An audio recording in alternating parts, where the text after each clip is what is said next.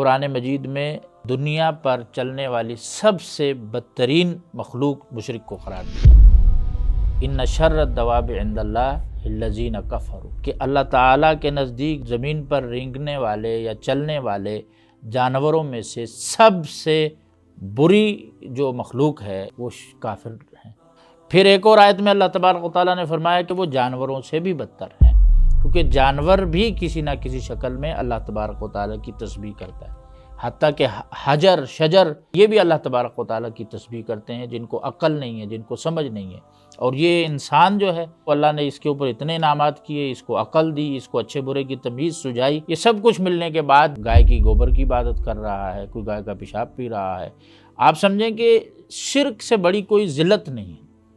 یہ کتنی بڑی ذلت ہے کہ ایک اشرف انسان، اشرف مخلوق جس کو اللہ تعالیٰ نے عزت والا بنایا ہو، وہ اتنا ذلیل ہو جائے کہ جانور کے آگے جھکنے لگ جائے، جس کو یہ خود کھلاتا ہے، خود چارہ ڈالتا ہے، اس کا خود خیال رکھتا ہے، صفائی ستھرائی کا۔ تو شرک اتنا بڑا جرم ہے کہ اللہ تبارک و تعالیٰ کی رحمت سے بندہ اتنا دور چلا جاتا ہے کہ وہ پھر اپنے سے بھی بدتر مخلوق کے سامنے جھکنا شروع ہو جاتا ہے۔